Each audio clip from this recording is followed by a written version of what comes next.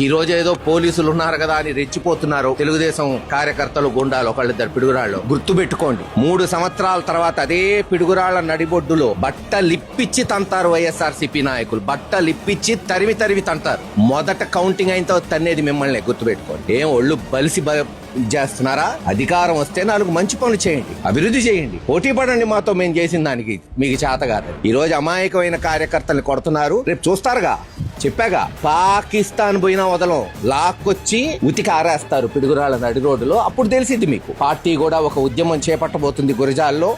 ఈ అన్ని ఘటనల మీద, పిన్నెల్లి ఘటన కావచ్చు, చల్లగుడిపాడులో మర్డర్లు కావచ్చు, ఊరు బయట ఉన్న వాళ్ళు కావచ్చు, సోషల్ మీడియా మీద దాడులు, పీడీ కేసులు, వీటన్నిటి మీద ఇప్పటికే సజ్జల రామకృష్ణారెడ్డి గారితో, ఇతర నాయకులు అప్పిరెడ్డి గారితో డిస్కస్ చేశాం.